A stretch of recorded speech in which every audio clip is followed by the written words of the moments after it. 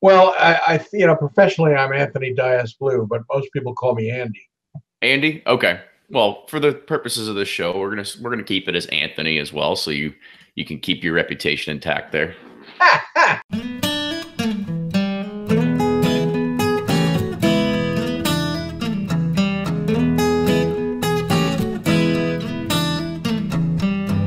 This episode of Bourbon Pursuit is made possible through listeners like you, supported through Patreon.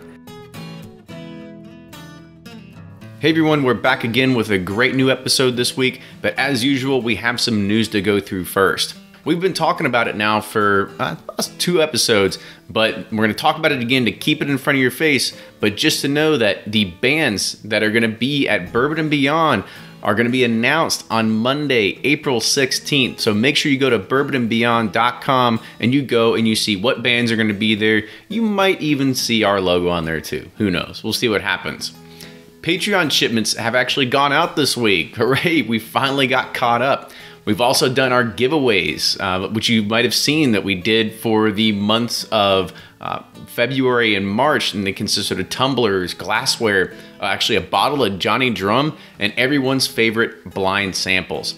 So make sure that if you want to support this show, you want to be a part of these monthly giveaways, go to patreon.com, help support this show. We've got new stuff. We've got bottle totes, patches, t-shirts. And just to give you a quick background, this podcast actually almost ended at the end of 2017 because I didn't really know what it was going to come of it. If it really wasn't for a lot of the people that were giving a lot of the great comments that were coming through Patreon, as well as everybody's donations that were coming through there, that's really what helped the motivation keep going. Patreon is a great way to help support the show while it's going, because as you can tell, we don't have any sponsors right now, right? So right now, while we're still searching for sponsors, this is something that helps keep the podcast going. So I want to say thank you everyone that has stuck with us, and you're going to have opportunity to get all this new stuff really soon as well. Today's show, we get an inside look at the San Francisco Spirits Competition, which is actually taking place this weekend. So when the best bourbon is announced on Sunday, you're going to know everything that went into the judging, and we dispel a lot of the myths that I even thought were a part of the San Francisco Spirits Competition as well. So Anthony Dias Blue does a good job of dispelling some of those and really giving a lot of transparency to this. Also, just to kind of give you an idea, a little bit of forewarning, sorry about there's going to be some audio cracking that comes partway through and again towards the end from Anthony's side. Sometimes we're just at the mercy of the bandwidth gods, and that's just the nature of what it is over Hangout. So hopefully just stick out with us. We kind of make it good in the middle and then get a little iffy towards the end as well. But make sure you are subscribing on our social media channels, following us there where we're posting what we're drinking. You can see all kinds of news or anything that we're talking about on Facebook, Twitter, and Instagram. And if you do like what you hear, make sure you are subscribing to us on iTunes, YouTube, as well as Facebook, because that's where all the new episodes are going. And if you want every single episode beamed straight to your inbox, you're going to get an email first thing Thursday morning, 7 a.m., which is usually our releasing time. You go to bourbonpursuit.com, scroll down just a little bit, and you subscribe to the email button. Another thing is that I actually fixed the all podcast button on the website now. So if you go to bourbonpursuit.com, scroll down to all podcasts, it's not going to be in pagination format, and it's not going to try to load 140 episodes as soon as you click on it. So that's been fixed as well. Thanks again, and enjoy this week's episode.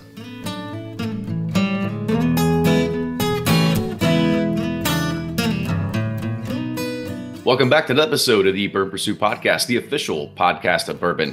Kenny here today with a topic that has been top of mind that was actually a suggestion by one of our fans of the show.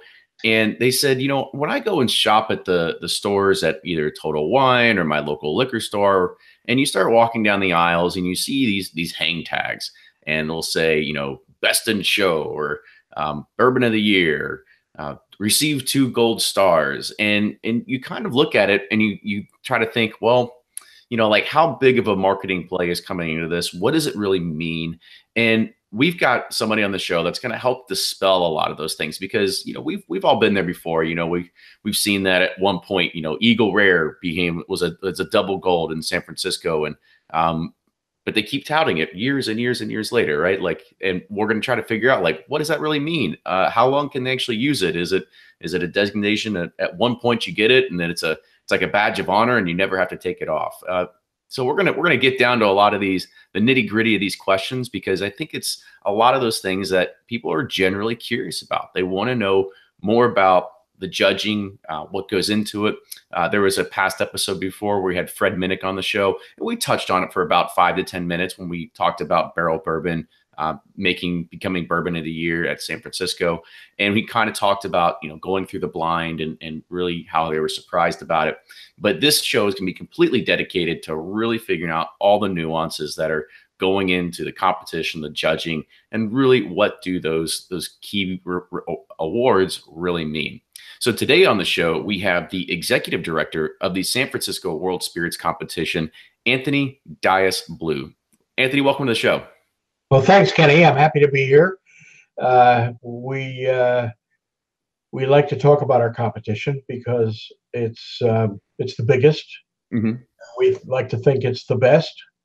We have right now, right in the midst of entries coming in, and the competition this year is April 12th to 15th. So we're a couple of weeks out. We already have well over 2,000 entries, and we expect to better last year's. We had 2,400. We should have more than that this year. Sounds like you'll have a little bit of palate fatigue going on.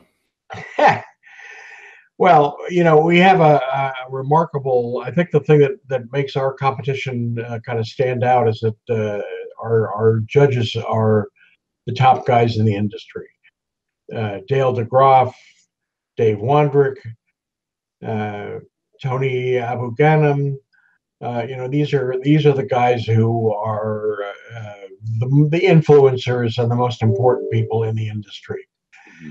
So we have, I think, 32 or close to 40 of these guys, and they run the gamut from being big spirits buyers at hotels and things like that, or journalists, or we also have buyers from large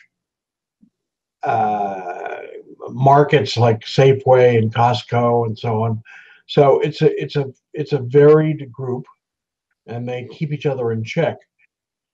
Mm-hmm. So if you want to get down to how we do this judging.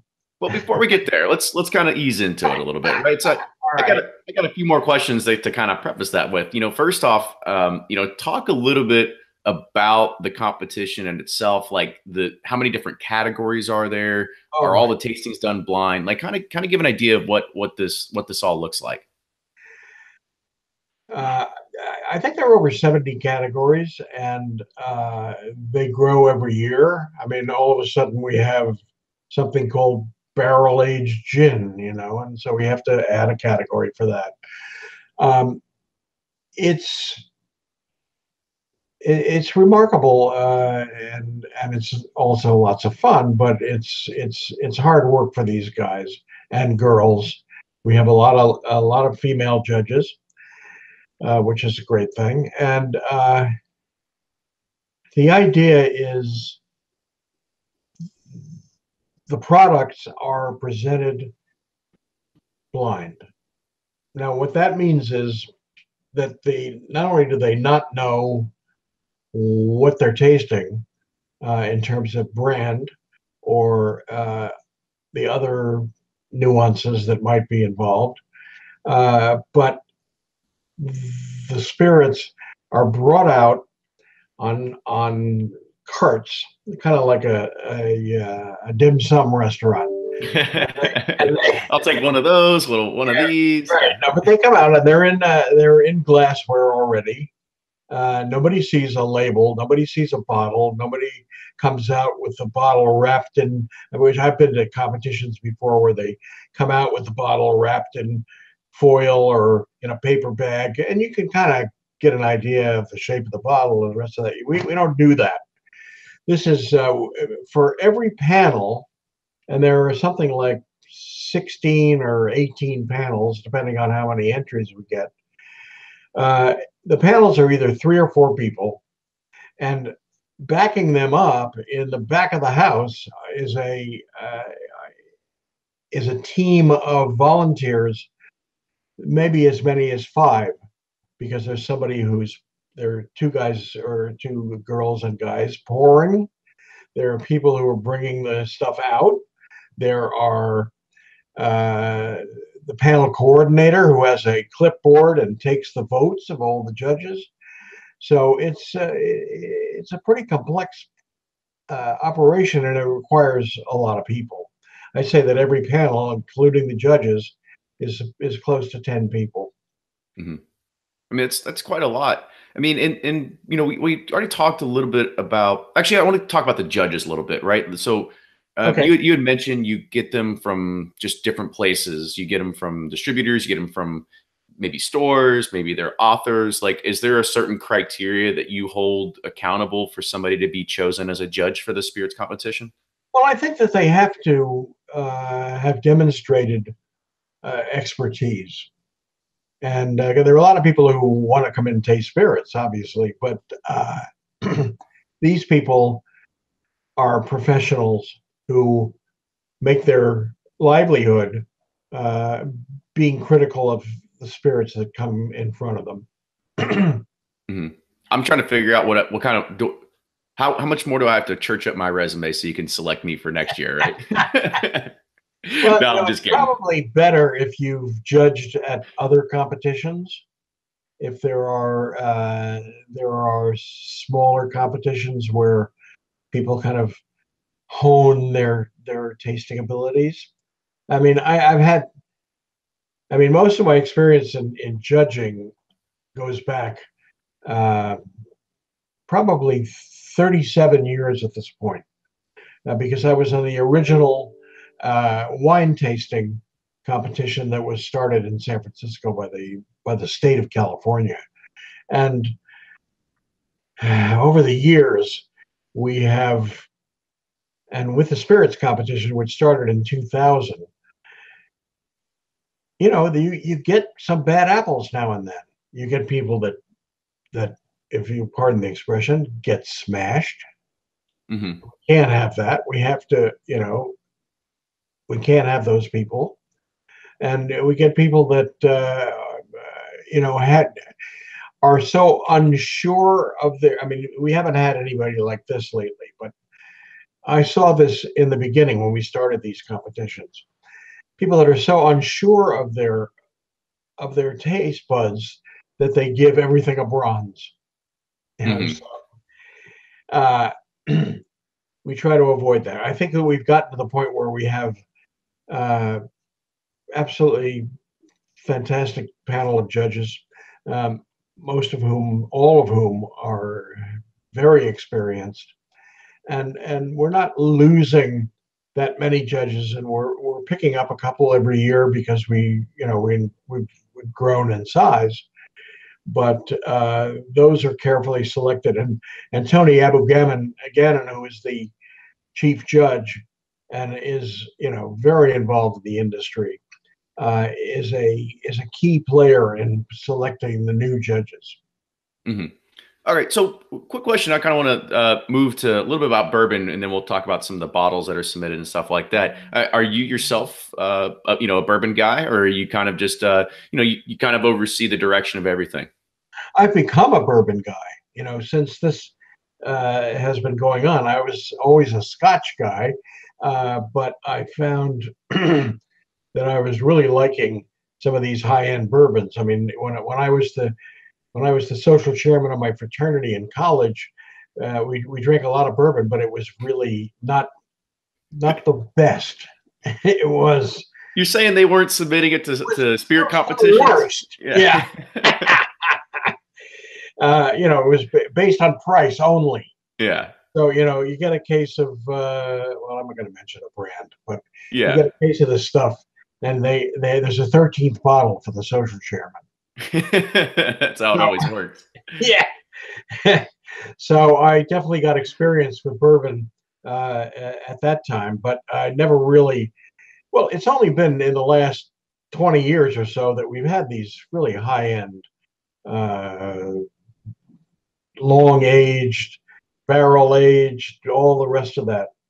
And it's exciting because the potential is just enormous, and we're seeing just spectacular products. Hmm. Well, I know that, a lot of these, at least the ways the bourbon rules that are happening, everybody's trying to experiment with a lot of different stuff. And it sounds like every year that, I don't know if like it's probably getting harder to like lump a lot of these in the same categories, and you're just having to expand, right? Like single barrel versus small batch versus refinished or rebarreled whiskeys versus Absolutely, and finished now in we're different getting, casks and all that other yeah, kind of stuff.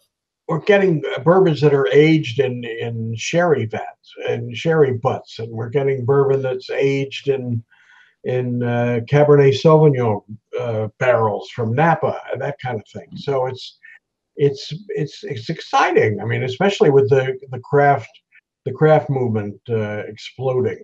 Hmm. Yeah, I bet that. I mean, I'd just say it just seems like it's getting bigger and bigger. So that's probably something that is tougher just in your spot to try to sit there and figure out, well, how do we make this appeal to everybody? And if it's the best bourbon, well, it's actually the best bourbon finished in a sherry cask, right, category, Right. or finished best finished bourbon, right? Yeah. So Exactly. it's gonna be tough. It is. I mean, and I think bourbon is one of the most exciting categories. There are others that are less. I mean, for example, I think rum is pretty moribund right now. There's not that much happening in rum. Uh, Gin is exploding. I mean, we the first year that we did this competition, we had 8 gins, and last year we had 350. Wow. Yeah, it is. Well, gin is being driven by the mixology and bartending group. Hmm. Gin is a great cocktail Yeah, spirit. it's very versatile. And so I guess another question you see is when you see like the awards that come out and people that win their golds, do you see bourbon is because I mean for us as bourbon consumers, we see that in front of our faces all the time when we are out shopping. Do you see bourbon as like one of those premier categories that utilizes this as a marketing engine, or do Oh, you see sure. a lot of gin and vodka people doing it too? Uh, uh, Like who do you think uses it's it tough to to their say. advantage the I think most? bourbon is definitely because it's the space is very crowded, and in order to stand out, it's important to have some element of superiority, and a gold medal is that. Mhm. So now I want to talk a little bit about some of the bottles that are given to you. I mean, a lot of them, are they just like shelf bottles that you can pretty much get from a standard distributor, or do people are they choosing specific bottles and or barrels to actually submit that you know you hate to see it, right? To say like this is our honey barrel, this is what we're going to do. It's going to be this specific batch, this specific barrel, and hopefully my brand can be on top this year. Like, what do you kind of see as that playing field? Is it level, or do people get the choice to submit whatever they want? Well, it's level, but of course, if a product has been given a special treatment, we want to know about that, and it would go into a different category. Hmm. So I don't think that. I mean, in wine, it's much more likely that there's some hanky panky going on where they're submitting special products and not really labeling them and telling us why they're special, so that you get something like uh, two-buck chuck that wins Yeah. wins a gold medal, and that's because uh, I'm not going to say that Fred Francia would ever do anything that wasn't completely honest, but you know what I'm saying. Yeah. Okay. So the other kind of thing is you look at do you see this as a space where it's a lot of the as you mentioned earlier, a lot of the craft, the explosion of these smaller people that are trying to put themselves on the map. And you don't see things like Jack Daniels or anything like that. That's, number one bourbon in the world, number one whiskey in the world, or Evan Williams, or, some of these Jim Beam White Label, like a lot of these that are the top selling bourbons in the world, like they're probably not submitting, if I had to guess, right? Well, I think Jim Beam does, but no. And I've had the distillers from Jack Daniels here in my office, and they, why, let's face it, they're the biggest selling whiskey in the world. Why would they submit and allow themselves for somebody to say, "Oh, yeah, that's a silver"? Mm-hmm. Yeah. uh, Because they probably know that's how it would be, but you're not going to sit there and take something that's working and take it away. It's a lot better product than it's a very good product. I mean, let's face it. But anyway, it doesn't help them. Mm-hmm. I mean, if they got no medal, nobody would know that they'd entered. But why would they enter? I mean, there's really no. I mean, I'd love to have them enter, and we get in the Scotch category, we get Johnny Walker, all the iterations of Johnny Walker, so on. But it's and we get the Glenlivet and so on. But we have a third competition. We've got the spirits competition now. We've got the wine competition coming up at the end of June, but we also have a competition in New York, and I like to kind of. We've had this competition for a number of years, but I had a partner and I just bought him out. So now we have a competition in New York, and I would love to see that be the competition where the little guys can go and compete among themselves without having Johnny Walker hanging over their head, or Eagle Rare hanging over their head. It's a nice competition. It runs at the end of August. We've had about 800 to 1,000 entries, and so it's much smaller than the others. And I want to build it as the place where the little guys can go and not have to fear that they're going to be run over by a truck. Right. And plus you're expanding your footprint, right? You're on both sides of the country at that point, right? Exactly, So that's awesome. Exactly. So I want to talk a little bit about the categories of the medals, right? You've mentioned bronze, silver, and gold. Like, talk about how those medals are awarded. What does that mean when you see a gold or a double gold? Like, is there a triple gold? Like, explain what these categories are and how you get to them. Okay. I go back to the actual functionality of the competition. What happens is they get 12, 14 maybe at a time. We try not to get any much bigger than that as a flight. And they may be doing four or five flights, but 12 glasses come out for each judge. So the card has a line of 12, 12, and 12 for the three judges, or an extra line for the fourth judge. And the spirits are put out in front of them. They're labeled ABC, whatever, all the way through usually N, something like that. And then the judges take 15 minutes, no, maybe more like a half an hour to 45 minutes to taste they write their own notes, and when they're finished, the panel coordinator comes out with a clipboard and polls them. So the first judge might say, for spirit A, bourbon A, silver. The next guy says gold. The third guy says gold. Okay, at that point, with two golds and a silver, it gets a gold medal, a regular gold medal. But then the other two guys, and they're allowed to do this, will say to the first guy, well, what do you think? Could you actually come up to a gold on this one? And the first guy will either say no or yes. If he says yes, it gets a double gold because all three judges have voted gold. That's how it works, and it's not that easy to get a double gold. It's really tough. So that's good. We know about double gold. Is there any other ways that something fits in besides those? I guess four different levels of what they are, right? So bronze, silver, gold, double gold. Yes. The judging takes place over 2 days, actually 3. I mean, a little bit on Thursday, all day Friday, all day Saturday. Sunday morning, we have the sweepstakes. We have every judge in the room, and the top bourbons in each category are brought forth, and they are judged against each other, so that we end up with the best bourbon over all categories.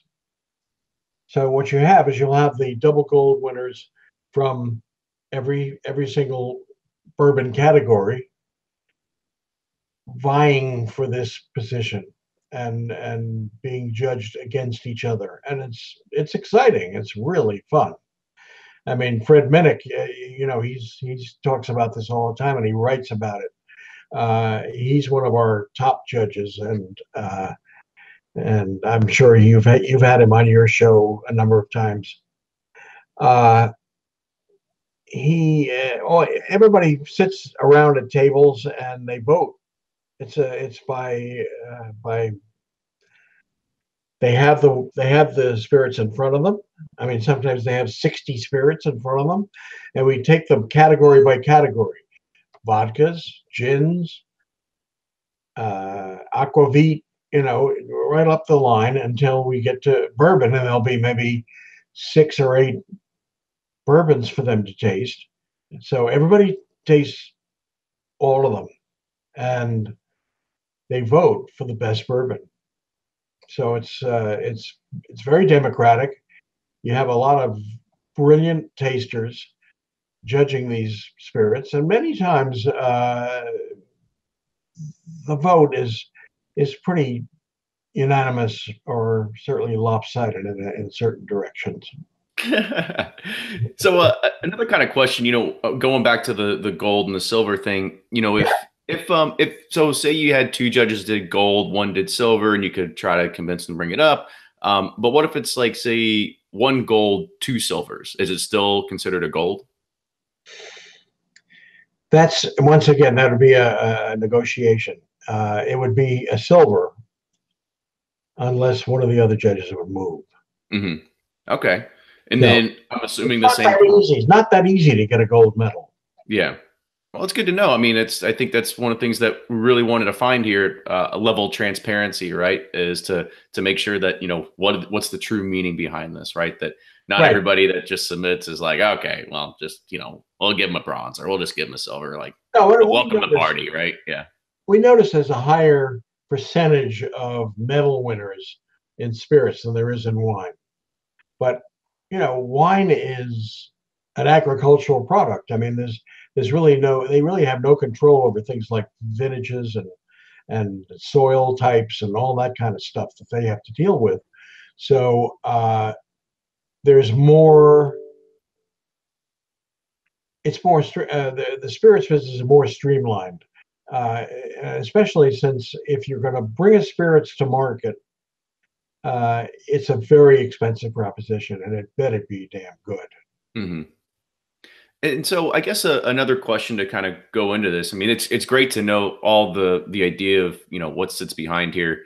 Now, the other thing to kind of talk about is, like, when we go and we're walking around the bourbon aisles, and you see that sticker on the bottle, it says it was rated gold or double gold, but it doesn't have a date on the sticker. Yes, it does have a date. Okay. And if you look at look at our magazine, which is the tasting panel, the The spirits people who have won medals will put their medal in the ad, but it says on it It has to have the date. 2017, 2016. I mean, there are guys who won in 2011 that are still advertising it. We have no control over that, but the date is definitely on it. Now, is it part of that stipulation that they have to always say the date when they are putting in sort of advertising or marketing campaign or material, just to make sure that, This episode of Bourbon Pursuit is made possible through listeners like you, supported through Patreon, and with partnerships brought to you by the following. The State of Logic podcast is like no other. We don't have the same focus as so many other podcasts where we're just going to talk about business or politics or whatever. We talk about everything with everyone, intellectuals, comedians, and celebrities alike. Sometimes it's a 20-minute interview. Sometimes it's a 3-hour interview. But at the end of the day, it's a great conversation that we often laugh about and learn something from at the same time. Come check us out at the State of Logic podcast.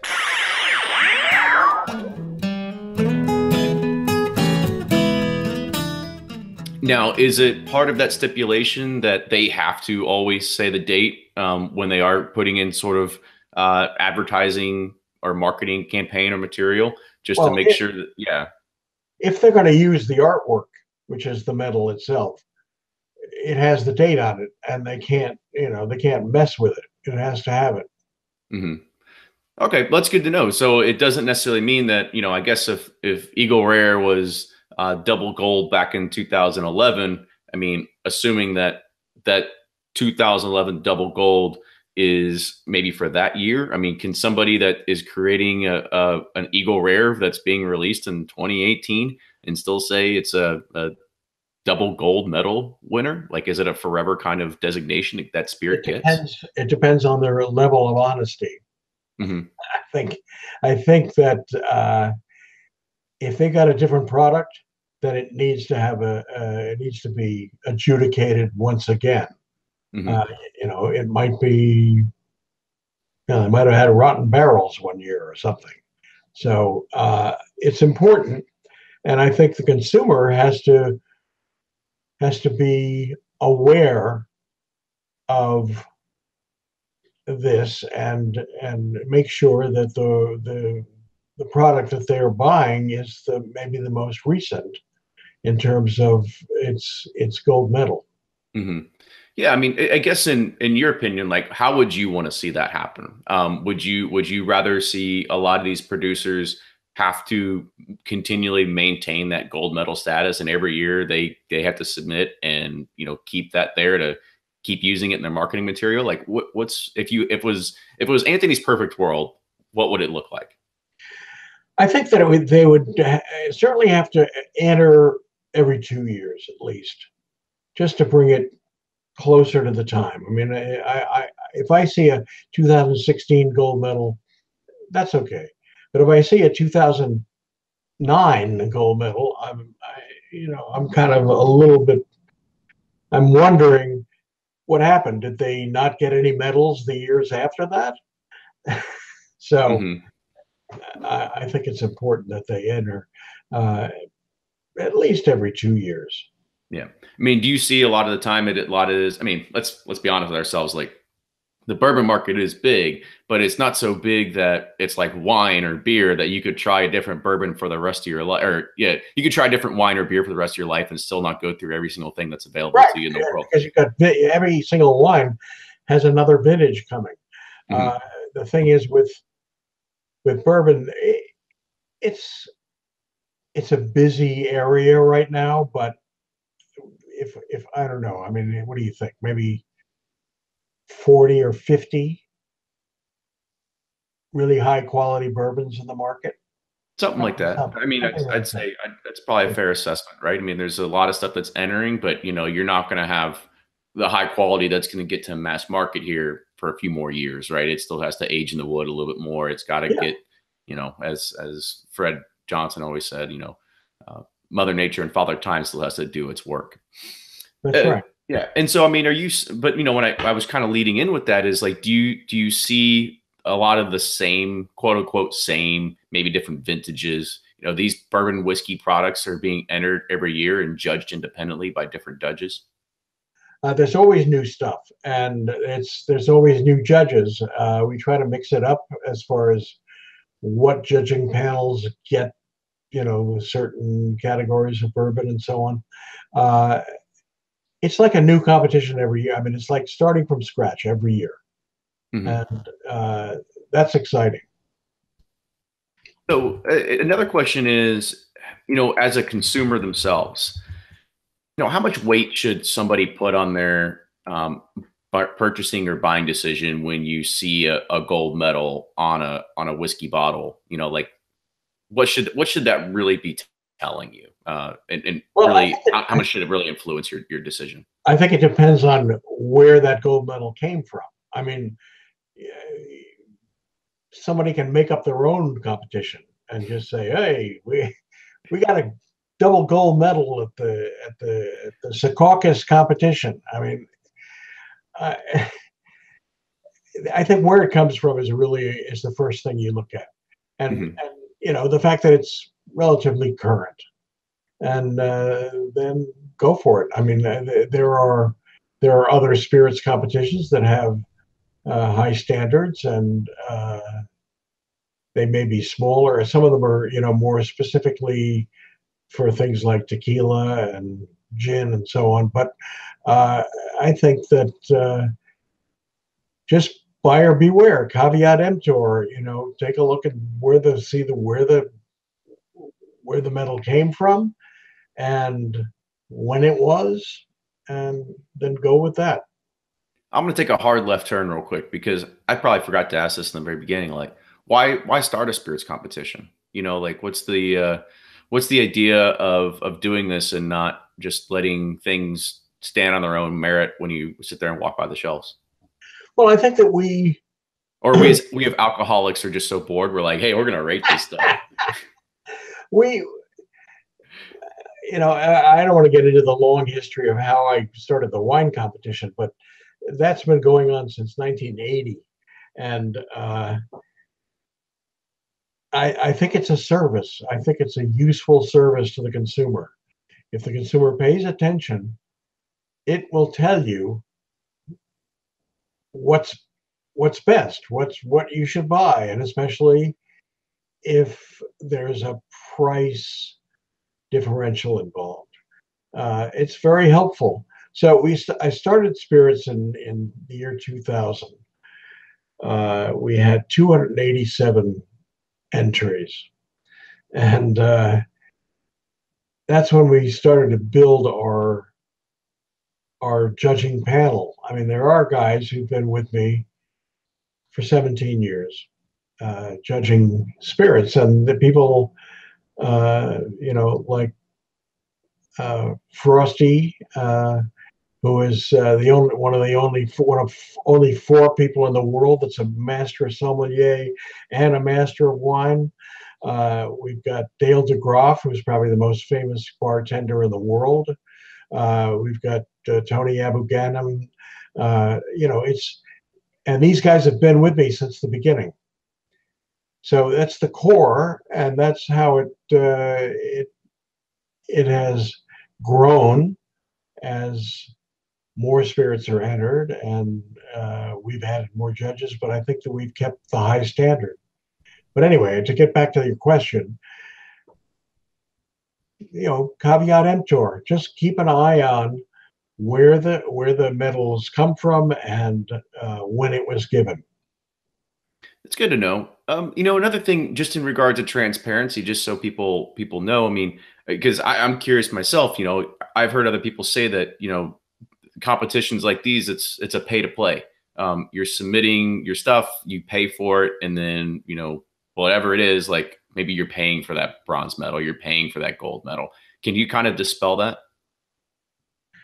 Yes, of course. I mean, that isn't the way it works. And although people have to pay an entry fee because we have huge expenses, we've got at least 100 people involved in the competition, so they have to be compensated. But it's pay to play, no way. There are a number, and I'm not going to say what the number is, but there are a number of spirits that get nothing. Mm-hmm. And they paid, but they got nothing. So take that for what it is.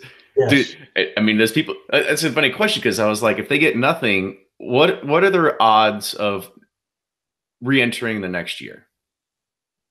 Maybe they'll improve the product. I mean, we don't list the losers, as they, which is not a good term, but the ones that don't win, we don't list them. So it's up to them. Yeah. So at that point, it's kind of like, it's like going into a soccer tournament and you're out the first round, right? You want to practice, you want to get better, and you're going to come back to the next tournament and try to put your best foot forward, right? Exactly. I mean, okay. So that's good to know, right? Because you've heard that all. I mean, I've heard it before. People say that you pay an entrance fee, and that's what you're basically paying for your medals, right? But it's good that you kind of have that level of transparency that we can put that out there. When we talk about submitting stuff too, a few people are asking, especially in the bourbon whiskey category, are people able to send single barrels, right? Something that are only going to have at most like 250 bottles that are ever hit the market. And we'll say on average, it's probably around 150, right? Is that still, is that allowed? Is that a particular category? Yes. Yeah. And is that its own category to say that this is just a single barrel category? It is. Kind of give your thoughts on it. I think that what we're looking for is excellence. We're trying to reward excellence at every level, and if it's 150 bottles, well, that's unfortunate, because if it's as good as we think it is, then only 150 people are going to be able to experience it. But still, it deserves to be rewarded. Mm-hmm. Yeah, because I mean, sometimes I don't know. I mean, for me, maybe it seems like a little bit difficult to award something it's so narrow, and it's only going to hit just a small segment of the market, right? So it's probably a little tough to do. No question. Mm-hmm. And are the awards, are they relative every year? Like, are you guaranteed anything for a particularly bad year, or is it, as you mentioned, like sometimes there's just nothing? It's just every year you're kind of like rolling the dice. Yeah, but it's with spirits, it's a lot less mercurial than wine, because if you go through a bad vintage, all of the wines will be affected by it from certain areas and so on. But as far as spirits are concerned, it's but things change. There are a lot of variables involved. There's different judges. We move the spirits around from panel to panel. Certain judges don't taste the same things every year, so it's as they say, a crapshoot. I mean, have you heard of any companies that, quote unquote, send honey barrels to a competition, right? Like they want to be able to make sure that one barrel goes through and it gets its gold designation, and then they slap it on every other barrel that's going to go out there to the market. I haven't seen that, but there's if you're dealing with unscrupulous producers, that could happen, but we try to make sure that it doesn't. Yeah, I mean, because you don't really want to necessarily award bait and switch techniques, right? No. Right. No, this is a straightforward, honest operation, and we try to keep it that way. And so, have you ever been part of the bourbon category of judging or anything like that? Oh, sure. Mm-hmm. Talk about like that. We had Fred talk and kind of give his thoughts on it. Like, talk about when you're going through and you're tasting these, because this is, one thing we love to talk about on the show is actually tasting blind and not letting labels or anything like that kind of influence your your decision or what you're thinking, and then you're just going through it. Kind of go. What's your mentality going into something that's you got 12 whiskeys in front of you, you're doing all blind. Like what are those things that you're looking for? Well, what you're looking for is balance and elegance, and I mean just a whole bunch of things. Smoothness, the length of the product in your mouth, and so on. I'm less of an expert than Fred. I mean, I don't think anybody is as much of an expert as Fred. He can. I think that when he tastes, he can kind of pick out what he's tasting. I don't do that. I just go with it and try to find the optimum product. Mm-hmm. And particularly in wine, sometimes it's a $5 wine, but picking what's best is, it's tough, but there are a lot of different variables that are involved. Have you ever found that $5 wine that you were like, holy crap, this is good? Yeah, which we actually gave Best in Show White one year to a Riesling from Wisconsin. That was $11. Needless to say, it was sold out within 3 days. Yeah, that's awesome. Another question about like when you're sitting there and you've got 12 whiskeys in front of you, like, are you on a timer or on a clock and say like, we gotta get these done in an hour or 30 minutes? Like, what's the usual time frame? It depends. We have judges that are very slow, and I have to say, come on, hurry it up. But it's no, you're not on a time frame. Everybody gets a chance to taste, and they get to think about each product. As I say to them at the beginning, people have paid their good money. They've taken the time to send these spirits in for us to judge. Give them the time and the amount of respect that's required. Every single product, even if it's cream liqueur. I love those cream liqueurs. They're delicious. I do, and I always get them. We get like 30 or 40 cream liqueurs. I mean, the spit bucket at the end of that looks like you can't believe it. But anyway, sure, they're legitimate products, and you have to judge them as such. Mm-hmm. And I think, I guess I'll kind of take your, I guess throw another question at you. Like when you're judging whiskey, for me, when I'm sitting there tasting blind, I can go through 3 or 4 different ones and they've got those regular bourbon notes to them. They've got their caramel, toffee, oak, leather, spice, whatever it is. Right. And then sometimes you'll find one you're like, oh, that's got coconut. Or like that's got, this is like very buttery. Like it just stands out above the rest because it just doesn't fit that just traditional like chocolate, caramel, toffee profile, right? Like when you have something like that really stands out. I mean, is that somebody else has said marzipan because that's something that Fred always loves to talk about. Yeah. Is that one that you say, okay, this is going to move on to the next level? Most likely. I think that complexity is a very important element of judging, and the ones that are kind of simple and down the middle of the alley and balanced and all the rest of that stuff, that's okay. But those tend to be a little bit more the corporate style, the large production. You get the ones that have these nuances of, as you say, coconut or extra chocolate or whatever. This is something to be rewarded because complexity is really important. Mm-hmm. No, I'm with you on that.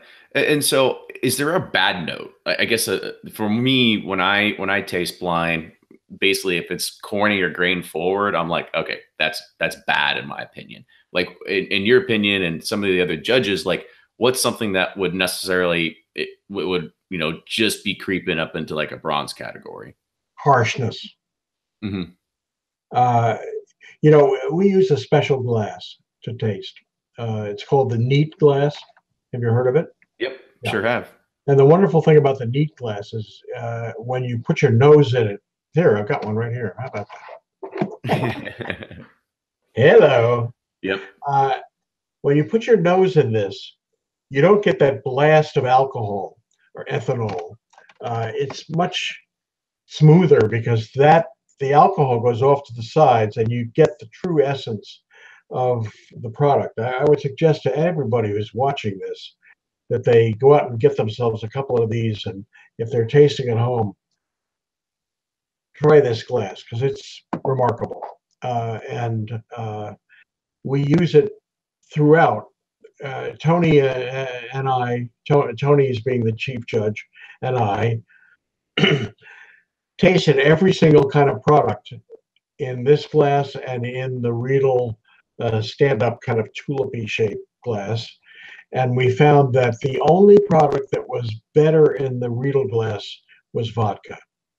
So we taste vodka in a different glass at the competition, but every other spirit is tasted in this. Interesting. So I guess for anybody that is listening to audio only, go and Google neat glass, and you can see exactly what he's talking about. It's kind of got these wide curved edges a little bit. So it's shaped like a pot still. Yeah, that too. You can pick him out, right? Yeah. That's awesome. We got one last question to kind of do this before we wrap it up. When people are going through and they're judging, what are some of those palate cleansers that they're using to maybe go back and forth between different whiskey side by side, or to go and retaste it again a second or a third time? We've always got sliced baguettes on the table. We've also always got kind of Munster cheese, the kind that comes in that big block. And the volunteers cut it up into little squares, and there's that. What else? One of our judges kind of talked us into having Graver olives on the table, and that works. If we're tasting tannic wines, like big Cabernets and so on, we have slices of roast beef. In spirits, we don't do that. It's all right. I like roast beef. Not a big fan of olives, but I can always give it a try. So, Anthony, I want to say thank you again for coming on the show today. It was a pleasure to really, as I said earlier, kind of get the transparency of what we're seeing through the spirits competition, really dispelling some myths, giving a better overview of what goes into all this as well, because I think some people just they either don't take it at face value, or they do take it at face value and they don't really know what it means. And so this was a great part of just educating people about, more about the competition and understanding, how medals are awarded. And at the end of the day, what can people do with those medals? So it was great to do that. If you've got anything to kind of wrap up about how people can learn more about the competition, what's the website, everything like that. Okay, great. If they want to kind of look at the winners from last year, they're listed on there, and it's SF Spirits Comp. Awesome. BIRITSCOMP.com, and it's all there. There are profiles of every judge. There are the list of winners from last year, probably from the year before and the year before that. It's pretty comprehensive. I mean, we're always working on it. We're always trying to improve it. But right now, it's pretty user friendly, and it's pretty thorough. Good deal. Well, Anthony, thank you so much. Make sure you go and you check out the website. The competition will be happening, as he said, in April. So make sure I'm sure that it doesn't really matter once the the bourbon winner of the Spirits Award is announced, that everybody's going to find out about it, and it's all going to be cleared off the shelves. It's just usually what happens. So, yes, it is. So make sure you go and you pay attention to that. Make sure you're following us on Twitter, Facebook, and Instagram at Bourbon Pursuit. If you like what you hear, make sure you support the show. Patreon.com, patreon.com/Bourbon Pursuit. If you want all new episodes beamed straight to your inbox, go to bourbonpursuit.com. Check out San Francisco Spirits, then also check out Bourbon Pursuit. Sign up for the email list so you can get those beamed straight to your inbox. We always like hearing from our fans. If you've got any more show suggestions, exactly what this one was, people you want to hear from, make sure you send us an email. It's the duo, THEDUO, at bourbonpursuit.com. And with that, we will see everybody next week.